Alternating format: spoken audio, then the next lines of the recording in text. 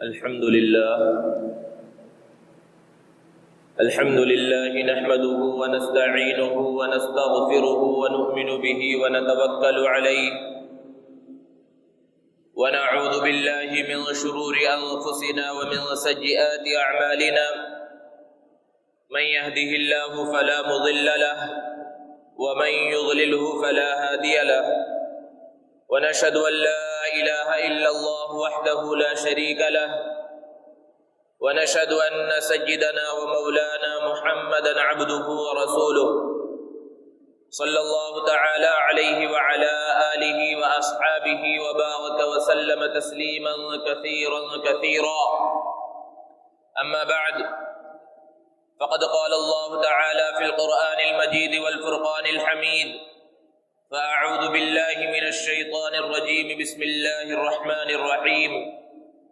إنا نحن نزلنا الذكر وإنا له لحافظون. وقال النبي صلى الله عليه وسلم: حامل القرآن حامل رأية الإسلام من أكرمه فقد أكرم الله ومن أهانه فعليه لعنة الله أو كما قال عليه الصلاة والسلام. معزز سامعین کرام، بزرگوں اور دوستوں، شوال کا مہینہ چل رہا ہے. اس مہینے میں ایک طویل تعطیل کے بعد مدارس کا آغاز ہوتا ہے. مدارس کھل چکے ہیں، بہت سارے مدارس کے اندر داخلے ہو چکے اور تعلیم کا آغاز ہو چکا، اور بہت سے وہ مدارس ہیں جس میں داخلوں کی کارروائیاں چل رہی ہیں اور چند دنوں میں تعلیم کا آغاز ہو جائے گا. ان مدارس کے اندر جہاں بہت سارے شعبے ہوتے ہیں، وہیں ایک اہم شعبہ حفظ قرآن کا ہوتا ہے، اور یہ سب سے اہم شعبہ ہے، سب سے بنیادی شعبہ ہے. اس لیے مناسب معلوم ہوتا ہے کہ حفظ قرآن اور حفاظ قرآن کی کچھ عظمت اور فضیلت کا تذکرہ کیا جائے. اللہ رب العزت نے اس امت کو حفظ قرآن کی دولت سے نوازا ہے کہ اس امت کا کوئی بھی فرد قرآن مجید کو اگر چاہے تو یاد کر سکتا ہے، حفظ کر سکتا ہے. پہلی جو امتیں گزری، اللہ نے ان کو اس خصوصیت سے نہیں نوازا. پہلی امتوں کو جو کتابیں دی گئی، نبیوں کو جو کتابیں دی گئی، پوری امت میں سے کوئی آدمی بھی ایسا نہیں ہوتا تھا جو اپنے نبی پر نازل ہونے والی کتاب کو زبانی یاد کر سکے، حفظ کر سکے. حالانکہ پہلے کی جو آسمانی کتابیں ہیں، تورات، انجیل وغیرہ، ان کا حجم قرآن کے مقابلے میں بہت تھوڑا ہے، ان کے صفحات کم ہیں، اس کے اندر جو پیغامات ہیں وہ کم ہیں، لیکن پھر بھی امتوں کے اندر کوئی بھی ایک حافظ ان کتابوں کا پیدا نہیں ہوا. یہ صرف اور صرف اس قرآن کا اعجاز ہے اور اس امت کی خصوصیت ہے کہ اس امت کے اندر ایسے لوگ پیدا ہوتے ہیں جو اس قرآن مجید کو یاد کر سکے. اللہ رب العزت نے حضرت موسیٰ علیہ السلام کو تورات عطا فرمائی اور بنی اسرائیل کو اس کتاب سے نوازا. اور بنی اسرائیل ایک بہت بڑی قوم ہے، بہت بڑی امت ہے کہ ہزاروں انبیاء کرام علیہم السلام بنی اسرائیل میں تشریف لائے، لیکن کوئی ایک آدمی بنی اسرائیل میں ایسا نہیں تھا جس کو تورات زبانی یاد ہو. صرف انبیاء کرام علیہم السلام کو تورات یاد ہوا کرتی تھی. ایک مرتبہ تورات کا جو اصل نسخہ تھا وہ غائب ہو گیا، تو بنی اسرائیل اتنے پریشان ہوئے کہ اب ہم تورات لائیں گے کیسے، اس آسمانی کتاب کو لائیں گے کیسے، کیونکہ اگر زبانی یاد ہو تو دوبارہ لکھ دیا جائے. تو اس وقت کے پیغمبر، اس وقت کے نبی حضرت عزیر علیہ السلام نے اپنی یادداشت سے تورات کو دوبارہ لکھوا دیا. تو بنی اسرائیل خوش ہوئے، اور اتنا خوش ہوئے کہ حضرت عزیر علیہ السلام کے مقام اور مرتبے کو اتنا بڑھایا کہ کہہ دیا کہ یہ تو اللہ کے بیٹے ہیں. قرآن نے اس کو بیان کیا، وقالت اليہود عزیر ابن اللہ، کہ یہودی یہ کہتے ہیں کہ حضرت عزیر علیہ السلام اللہ کے بیٹے ہیں. تو کہنے کا مقصد یہ ہے کہ یہ صرف اور صرف اس امت کی خصوصیت ہے کہ اس امت کا ایک 7 سال کا، 8 سال کا، 9 سال کا اور 10 سال کا بچہ اس قرآن مجید کو یاد کر لیتا ہے. دنیا کے اندر کوئی اور کتاب ایسی نہیں ہے جس کو حفظ کیا جا سکے جو قرآن مجید کے برابر ہو یا اس سے کم ہی ہو، اور اگر کوئی یاد بھی کر لے تو وہ یاد رہنا ہمیشہ باقی نہیں رہتا۔ جس طرح کی بچپنے میں ایک بچہ قرآن مجید کو حفظ کرتا ہے، یاد کرتا ہے اور اسے پڑھتا رہتا ہے، اور بوڑھا ہو جاتا ہے اس وقت تک وہ قرآن مجید اسے یاد رہتا ہے۔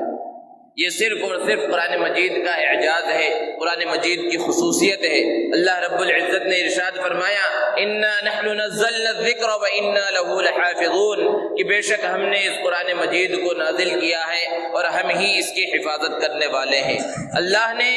اس کتاب کی حفاظت کی ذمہ داری لی ہے۔ اللہ رب العزت چاہتے تو بغیر اسباب کے کسی بھی طرح اس قرآن مجید کو محفوظ فرماتے، اس قرآن مجید کی حفاظت فرما دیتے، لیکن اللہ رب العزت نے اس امت کو ہی منتخب فرمایا اس کتاب کی حفاظت کے واسطے کہ سب سے پہلے حافظ محمد عربی صلی اللہ علیہ وسلم ہیں، کہ آپ صلی اللہ علیہ وسلم پر جب قرآن مجید نازل ہوتا آپ صلی اللہ علیہ وسلم اس کو یاد کرتے۔ قرآن نے بیان کیا کہ آپ کو اس کے یاد کرنے کی اتنی فکر ہوتی کہ حضرت جبرائیل علیہ السلام اللہ کا پیغام سنا رہے ہوتے، وحی نازل ہو رہی ہوتی، اور آپ صلی اللہ علیہ وسلم اپنی زبان مبارک سے اس کو دہرا رہے ہوتے کہ کہیں بعد میں ذہن سے نکل نہ جائے۔ اللہ رب العزت نے بڑے پیارے انداز میں محمد صلی اللہ علیہ وسلم کو مخاطب کرتے ہوئے فرمایا لا تحرک به لسانک لتعجل به، کہ اپنی زبان کو آپ حرکت مت دیجیے تاکہ جلدی سے یاد کر لیں، بلکہ جب جبرائیل پیغام سنا رہے ہوں آپ کو رٹنے کی، بار بار دہرانے کی ضرورت نہیں ہے، آپ صرف غور سے سنیں۔ اس کا محفوظ کرنا، اس کا جمع کرانا، اس کو پڑھوانا، یہ سب ہماری ذمہ داری ہے۔ تو سب سے پہلے حافظ اللہ کے رسول صلی اللہ علیہ وسلم ہے، اور اس کے بعد دوسرے نمبر پر صحابہ کرام رضوان اللہ تعالی علیہ مجمعین کی جماعت ہے، کہ صحابہ کرام رضوان اللہ تعالی علیہ مجمعین نے اللہ کے رسول صلی اللہ علیہ وسلم سے سن کر اس قرآن مجید کو حفظ کیا۔ اور صحابہ میں سے جس کو جتنا قرآن مجید یاد ہوتا اس کا مقام و مرتبہ اتنا زیادہ ہوا کرتا تھا، اور اس زمانے میں پڑھنے لکھنے کا رواج نہیں تھا، بس جس انداز میں سنا جاتا اس کو یاد کر لیا جاتا۔ بعض کاتبین وحی تھے جن سے اللہ کے رسول صلی اللہ علیہ وسلم لکھوا دیا کرتے تھے قرآن مجید کو، لیکن اللہ کے رسول صلی اللہ علیہ وسلم کے زمانے میں کتابی شکل میں قرآن مجید کو نہیں لکھا جاتا، جو چیز ملتی اس پر قرآن مجید کو لکھ دیا جاتا، اور اس طرح پورا قرآن مجید نازل ہوا، اور صحابہ میں سے ایک بڑی تعداد حفاظ کی ہو گئی کہ بیر معونہ کے موقع پر 70 حفاظ کرام شہید ہوئے، اور سیدنا ابو بکر صدیق رضی اللہ تعالی عنہ کا دور خلافت آیا تو جنگ یمامہ میں حفاظ کرام کی ایک بڑی تعداد شہید ہوئی۔ اس وقت صحابہ کرام رضوان اللہ تعالی علیہ مجمعین نے قرآن مجید کو کتابی شکل میں محفوظ کرنے کا ارادہ کیا، اور حضرت ابو بکر صدیق رضی اللہ تعالی عنہ کے دور خلافت میں پورے قرآن مجید کو ایک جگہ پر جمع کیا گیا۔ اور پھر جب حضرت عثمان غنی رضی اللہ تعالی عنہ کا دور خلافت آیا تو اور منظم انداز میں حضرت زید بن ثابت رضی اللہ تعالی عنہ کی نگرانی میں پورے قرآن مجید کے کئی نسخے بنائے گئے، پورے قرآن مجید کو کتابی شکل میں مجلد شکل کے اندر لکھا گیا اور پوری دنیا کے اندر اس کو پھیلایا گیا، اور اس کے بعد ہر زمانے میں تابعین کا، تبع تابعین کا، ائمہ کرام کا، اور جن کا زمانہ ہے وہ زمانہ چلتا رہا اور قرآن مجید کے حافظ پیدا ہوتے رہے۔ تو اس انداز میں اللہ رب العزت نے قرآن مجید کو محفوظ فرمایا۔ تو قرآن مجید کے محفوظ کرنے کے دو ذریعے اللہ نے پیدا فرمائے، ایک تو خود یہ امت ہے جس نے اپنے سینوں کے اندر قرآن مجید کو محفوظ کر لیا ہے کہ چھوٹے سے چھوٹے بچے اور بڑی سے بڑی عمر کے لوگوں نے قرآن مجید کو حفظ کیا،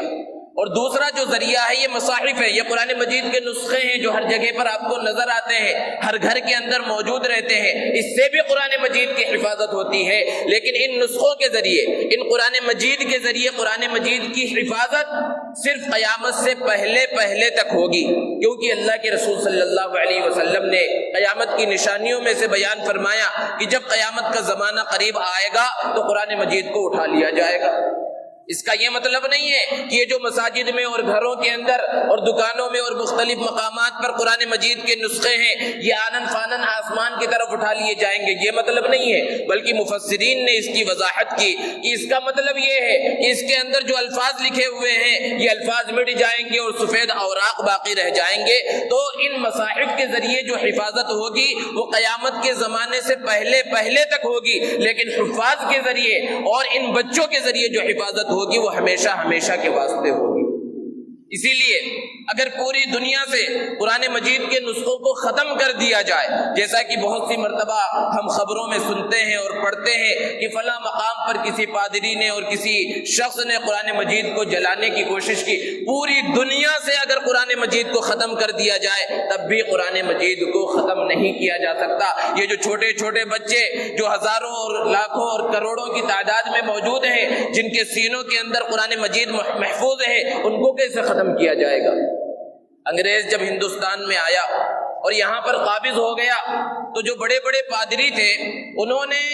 مسلمانوں سے، بھولے بھالے مسلمانوں سے قرآن مجید کے نسخوں کو خریدنا شروع کیا۔ مقصد یہ تھا کہ یہ جو قرآن مجید مسلمانوں کے پاس موجود ہے ہم اس پورے قرآن مجید کو خرید لیں گے اور اس کو تلف کر دیں گے، اور پھر مارکیٹ میں اس کے اندر رد و بدل کر کے، الفاظ کو بدل کر، جملوں کو بدل کر، آیتوں کو بدل کر، زبر زیر کو بدل کر مسلمانوں کے درمیان ہم دوسرا قرآن پھیلا دیں گے، جس سے محرف قرآن مسلمانوں کے درمیان پھیل جائے گا، اصلی قرآن ختم ہو جائے گا اور ہمارا مقصد پورا ہو جائے گا۔ اس مقصد کی خاطر انہوں نے پورے ہندوستان سے قرآن مجید کو خریدنا شروع کیا، اور بھولے بھالے مسلمانوں نے ان پادریوں کے ہاتھ قرآن مجید بیچنا شروع کر دیا۔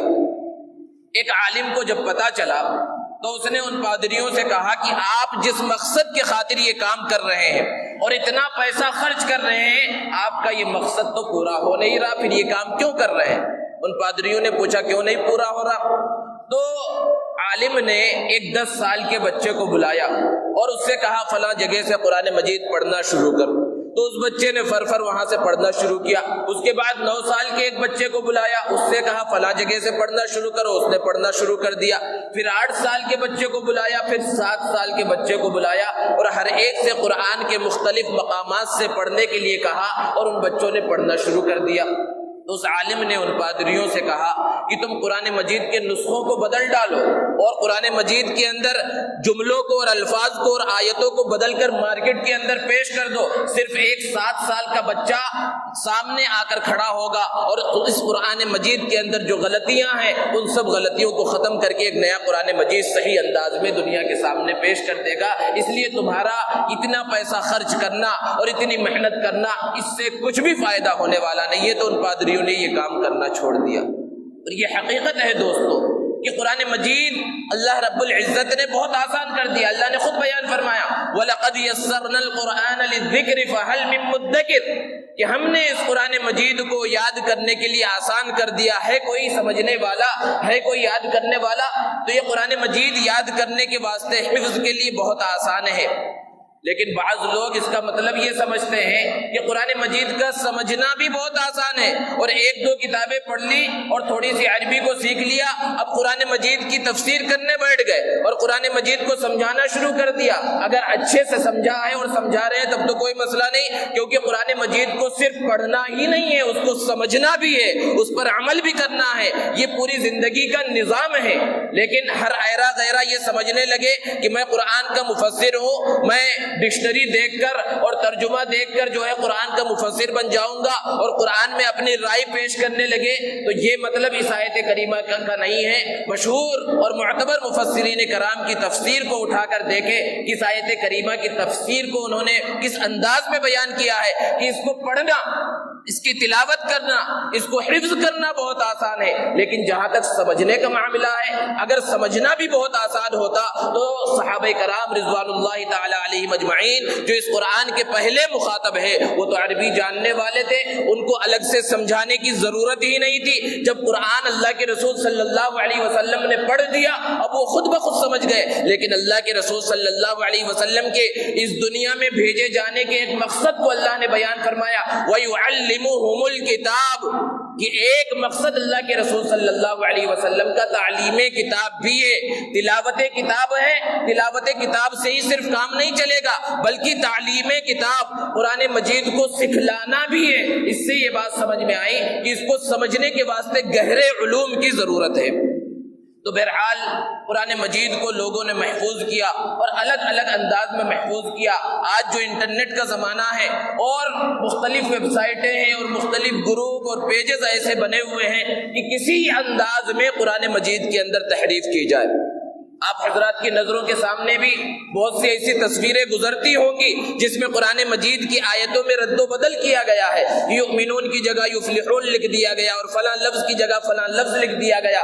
پوری دنیا کے لوگ محنت کر لیں اور ایسے سینکڑوں نہیں ہزاروں لاکھوں گروپ بن جائیں اور لاکھوں ویب سائٹ بن جائے اور دنیا کے لوگ قرآن مجید کی تحریف کرنے کی کوشش کرنے لگے، لیکن قرآن مجید محرف نہیں ہو سکتا، اس کے اندر تحریف نہیں ہو سکتی، کیونکہ ایک حافظ قرآن کے سامنے اور جو قرآن کا علم رکھتا ہے اس کے سامنے جب یہ الفاظ آئیں گے اور یہ قرآن مجید جو محرف شدہ ہے وہ آئے گا تو فوراً وہ ان غلطیوں کو پکڑ لے گا اور دنیا کے سامنے یہ واضح کر دے گا کہ اس کے اندر تحریف کی گئی ہے، اس کے اندر زبر زیر اور پیش کو بدلنے کی کوشش کی گئی ہے۔ ترکی وہاں پر جب خلافت کا خاتمہ ہوا، خلافت عثمانیہ کا خاتمہ تقریباً 100 سال ہو چکے ہیں خلافت عثمانیہ کے خاتمے کے، اور یہ ایک بہت بڑا حادثہ تھا پوری دنیا کے مسلمانوں کے واسطے، اور پھر پورے ترکی کے اندر اسلام کا نام و نشان مٹانے کی کوشش کی گئی، یہاں تک کہ عربی رسم الخط کو بھی منع کر دیا گیا، اس پر پابندی لگا دی گئی کہ عربی میں لکھی ہوئی کوئی چیز پورے ملک کے اندر کسی کے پاس پائی جائے گی تو اسے سخت سزا دی جائے گی۔ لیکن ایسے حالات میں بھی مسلمانوں نے چھپ کر اپنے ایمان کو محفوظ رکھا اور قرآن مجید کو محفوظ رکھا۔ چھپ کر وہ کھیتی باڑی کیا کرتے تھے اور اپنے کھیتوں کے اندر چھوٹے چھوٹے گڑھے بنا رکھے تھے جہاں بچوں کو بٹھا کر دکھاوے کے واسطے تو وہ کھیتی کر رہے ہوتے تھے اور قرآن مجید بچوں کو ایک ایک آیت یاد دلا رہے ہوتے تھے کہ ان بچوں کے پاس قرآن مجید نہیں تھا لیکن صرف سن سن کر انہوں نے قرآن مجید کو یاد کر لیا۔ روس کے بارے میں آپ جانتے ہیں کہ وہاں پر جب بے دین حکومت آئی اور کمیونسٹ حکومت وہاں پر آئی تو کس طرح مسلمانوں پر ظلم کیا گیا اور کس طرح مسلمانوں کا خاتمہ کیا گیا، لیکن ایسے حالات میں بھی انہوں نے اپنے ایمان کی حفاظت کی اور قرآن مجید سے اپنے تعلق کو باقی رکھا۔ قرآن مجید ہی ایک ایسی چیز ہے کہ اگر مسلمان اپنا تعلق اس قرآن مجید کے ساتھ ختم کر لے تو پھر مسلمان ہی باقی نہیں رہتا۔ ایک شخص چند سالوں پہلے روس گیا، اب وہاں کے حالات ایسے کہ بظاہر کوئی اسلام کا نام لینے والا نہیں ہے، لیکن جب مسلمان وہاں پر تھے تو انہوں نے بڑے بڑے مدرسے بنائے تھے، بڑی بڑی مسجدیں بنائی تھی، آج بھی وہ مسجدیں باقی ہیں، لیکن صرف گھومنے کے واسطے وہاں نماز پڑھنے کی اجازت نہیں ہے۔ وہاں آپ کو چوکیدار نظر آئے گا، کوئی واچ مین نظر آئے گا، لوگ آتے ہیں گھوم کر دیکھتے ہیں اور چلے جاتے ہیں، نمازیں نہیں ہوتی، اذان نہیں ہوتی، بعض مسجدوں میں صرف اجازت ہے۔ تو ایک شخص مسلمان جب اپنے کسی ذاتی کام سے وہاں پر گیا اور جمعہ کا دن آیا تو اس نے سوچا کسی مسجد میں جا کر نماز پڑھوں، تو اس نے مسجد تلاش کی، لوگوں سے پوچھا تو لوگوں نے بتایا ادھر تو آس پاس کہیں مسجد نہیں ہے، مسجدیں تو بہت ہیں لیکن نمازیں کہیں نہیں ہوتی۔ تو وہ قریب کے ایک علاقے میں پہنچا جہاں ایک مسجد تھی، وہاں پر ایک واچ مین بھی موجود تھا، اس سے کہا کہ کیا یہاں مسلمان نماز پڑھنے کے واسطے نہیں آتے؟ تو اس واچ مین نے جواب دیا میں تو اتنے سال سے یہاں پر ہوں، آج تک کسی نے بھی یہاں پر نماز نہیں پڑھی۔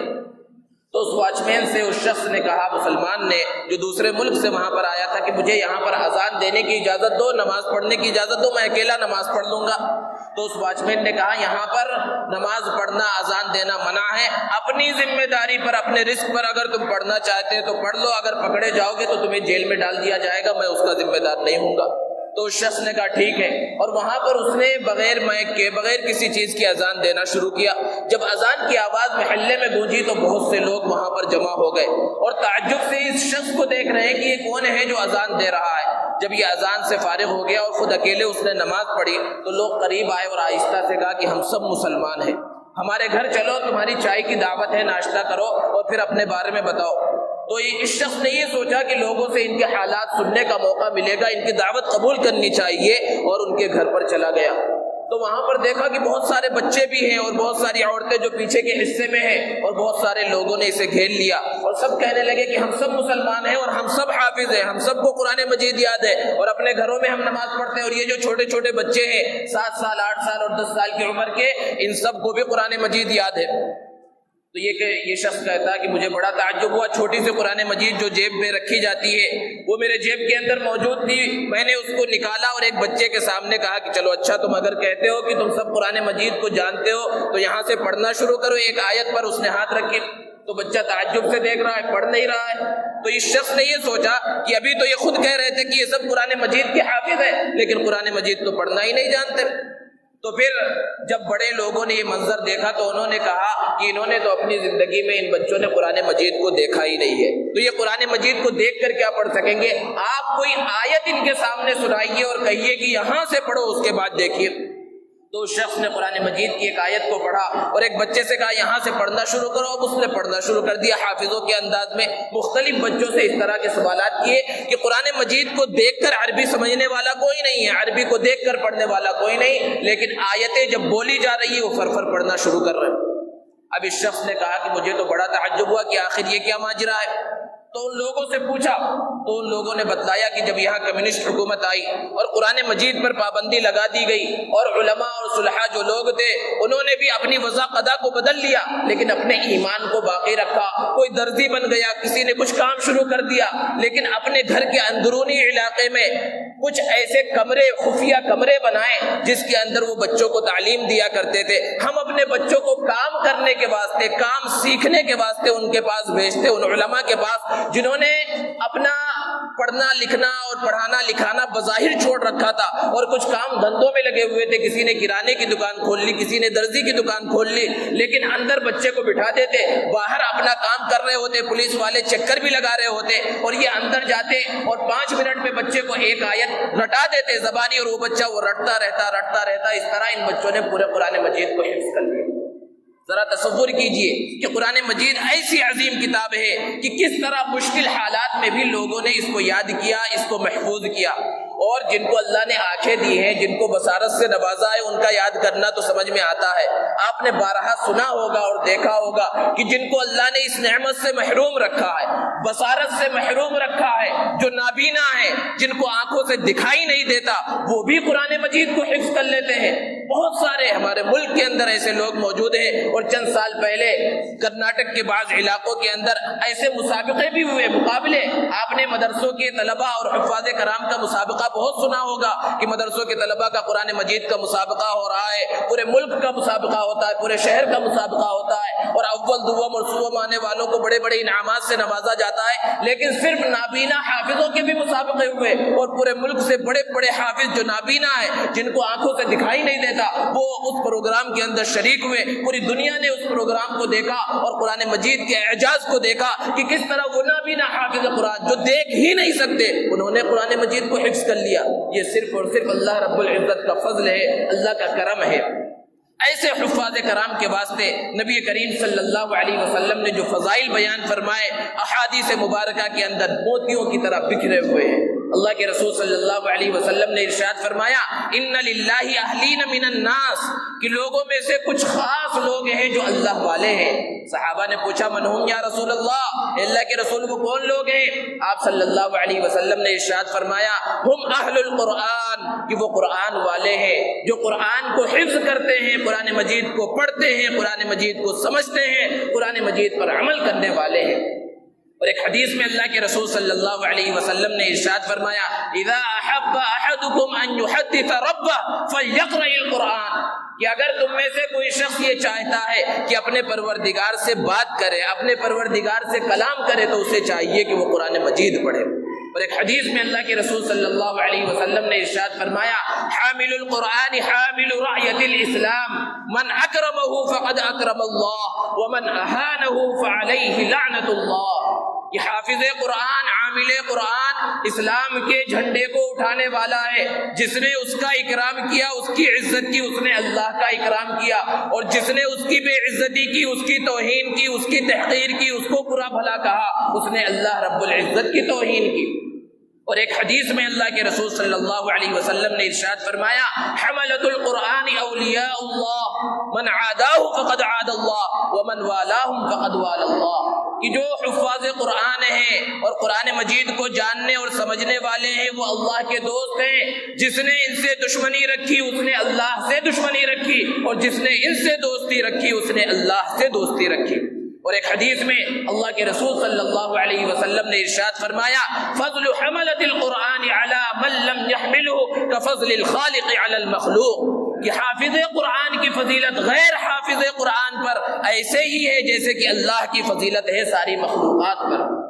اور ایک حدیث میں اللہ کے رسول صلی اللہ علیہ وسلم نے ارشاد فرمایا کہ جنت میں ایک نہر ہے جس کا نام ریان ہے، اور اس نہر کے درمیان میں ایک خوبصورت محل ہے جس کے 70,000 سونے اور چاندی کے دروازے ہیں، اور یہ خوبصورت محل حافظ قرآن کو دیا جائے گا۔ اور ایک حدیث میں اللہ کے رسول صلی اللہ علیہ وسلم نے ارشاد فرمایا اذا مات حامل القرآن اوحى الله الى الارض الا تاكلي لحمه قالت الہی کیف آکل لحمه وکلامك في جوفی، کہ حافظ قرآن کا جب انتقال ہو جاتا ہے اور اس کا جنازہ لوگ کاندھے پر اٹھا کر قبرستان لے کر جاتے ہیں اور اسے قبرستان میں زمین میں دفن کر دیا جاتا ہے، اللہ رب العزت زمین کو حکم دیتے ہیں اللہ تاکلی لحمہ، کہ اس کے گوشت کو کھانا نہیں، اس کے گوشت کو سڑانا نہیں، تو وہ زمین کہتی ہے کیف آکل لحمہ، کہ اے پروردگار میں اس کے گوشت کو کیسے کھا سکتی ہوں، وکلامک فی جوفی، جبکہ آپ کا کلام قرآن مجید اس کے سینے کے اندر محفوظ ہے۔ یہ عظمت ہے، یہ فضیلت ہے حفظ قرآن کرنے والے شخص کی۔ اور ایک حدیث میں اللہ کے رسول صلی اللہ علیہ وسلم نے ارشاد فرمایا کہ حافظ قرآن کا جب انتقال ہو گیا اور قبرستان میں اسے دفن کر دیا گیا تو آس پاس قبروں میں اگر قبر والوں کو عذاب دیا جا رہا ہوتا ہے تو اس حافظ قرآن کی وجہ سے 7 قبروں سے عذاب کو ختم کر دیا جاتا ہے۔ اور ایک حدیث میں اللہ کے رسول صلی اللہ علیہ وسلم نے ارشاد فرمایا کہ قیامت کے دن حافظ قرآن سے اللہ رب العزت فرمائیں گے کہ قرآن مجید کو پڑھتا جا اور اپنے درجات کو بڑھاتا جا، جس طرح قرآن مجید کو دنیا کے اندر پڑھتا تھا، اور تیرے آخری درجہ آخری منزل وہی ہوگی جہاں تیری آخری آیت ہوگی۔ اور ایک حدیث میں اللہ کے رسول صلی اللہ علیہ وسلم نے ارشاد فرمایا جس نے قرآن مجید کو یاد کیا اور اس پر عمل کیا، اس کے حلال کو حلال جانا، اس کے حرام کو حرام جانا، قیامت کے دن اس کے والدین کو ایسا تاج خوبصورت چمکتا ہوا پہنایا جائے گا کہ سورج کی روشنی ماند پڑ جائے گی۔ اللہ کے رسول صلی اللہ علیہ وسلم نے فرمایا تو پھر اس حافظ قرآن کو کس طرح بدلہ دیا جائے گا اس کا تو اندازہ اور تصور نہیں کیا جا سکتا۔ والدین کا یہ مقام و مرتبہ ہے کہ اتنا خوبصورت چمکتا ہوا تاج پہنایا جائے گا کہ سورج کی روشنی اس کے سامنے مان پڑ جائے گی۔ اور ایک حدیث جسے بارہا ہم سنتے ہیں کہ ایک حافظ قرآن جو سفارش کرے گا اپنے خاندان اپنے گھر والوں میں سے 10 ایسے لوگوں کو جنت میں لے جانے کا سبب بنے گا جن کے لیے اللہ رب العزت جہنم میں جانے کا فیصلہ فرما چکے ہوں گے۔ اس طرح کے بے شمار فضائل اللہ کے رسول صلی اللہ علیہ وسلم نے حافظ قرآن کے حفظ قرآن کرنے والوں کے بیان فرمائے ہیں، لیکن اتنے فضائل ہونے کے باوجود اور مسلمان ان فضائل کو ان عظمتوں کو جاننے کے باوجود آج ہمارا حال کیا ہے کہ خاندانوں میں اور قبیلوں کے اندر کئی نسلیں ایسی گزر جاتی ہیں کہ کوئی حافظ قرآن پیدا نہیں ہوتا، حفظ قرآن کی طرف رغبت نہیں ہوتی، اپنے بچوں کو حافظ قرآن نہیں بناتے، اتنی عظمتوں کے باوجود اتنی فضیلتوں کے باوجود۔ حالانکہ معاملہ تو ایسا ہے کہ اگر خاندان میں ایک حافظ قرآن ہو جائے تو اللہ کی ذات سے امید ہے کہ وہی بچہ سارے لوگوں کی سفارش کا اور سارے لوگوں کی نجات اور کامیابی کا سبب بن سکتا ہے۔ پہلے زمانے کے اندر قرآن مجید کو سیکھنا، علم دین کو حاصل کرنا بہت مشکل تھا۔ آج تو یہ چیز کتنی آسان ہو گئی کہ گلی گلی محلے محلے شہر شہر ہر جگہ پر مدارس قائم ہو گئے ہیں، ہر جگہ پر قرآن مجید کا اور احادیث مبارکہ کا علم دیا جا رہا ہے، بہت آسانی کے ساتھ قرآن مجید کو سیکھا اور پڑھا جا سکتا ہے۔ پہلے زمانے میں کتنی مشکل تھی، صحابہ کرام رضوان اللہ تعالی علیہ مجمعین نے کتنی مشکلات میں قرآن مجید کو سیکھا۔ ایک صحابی بیان فرماتے ہیں کہ میرا گھر مدینے سے تھوڑی دوری پر تھا اور میرا معاملہ، میرے حالات ایسے تھے کہ روزانہ اللہ کے رسول صلی اللہ علیہ وسلم کی مجلس میں حاضر نہیں ہو پاتا تھا، تو میں اپنے گاؤں سے نکلتا اور گاؤں کے باہر جو سڑک گزرتی تھی وہاں کھڑا ہو جاتا تھا، اور وہاں سے کوئی قافلہ گزرتا تو ان قافلے والوں سے میں سوال کرتا کیا تم میں سے کوئی اللہ کے رسول صلی اللہ علیہ وسلم کی مجلس سے ہو کر آیا ہے؟ تو قافلے والوں میں سے کچھ لوگ ایسے ہوتے جو یہ کہتے کہ ہاں اللہ کے رسول صلی اللہ علیہ وسلم کی صحبت سے ہو کر آ رہے ہیں، آپ کی مجلس میں ہم شریک تھے۔ تو میں ان سے پوچھتا کیا تم میں سے کسی کو قرآن مجید کا کچھ حصہ یاد ہے؟ تو کچھ لوگ ایسے ہوتے جنہیں ایک آیت یاد ہوتی، کسی کو 2 آیتیں یاد ہوتی، وہ وہیں روڈ پر کھڑے کھڑے ان لوگوں سے قرآن مجید کی چند آیتیں سیکھ لیتا۔ اس طرح میں نے قرآن مجید کا ایک بہت بڑا حصہ یاد کر لیا۔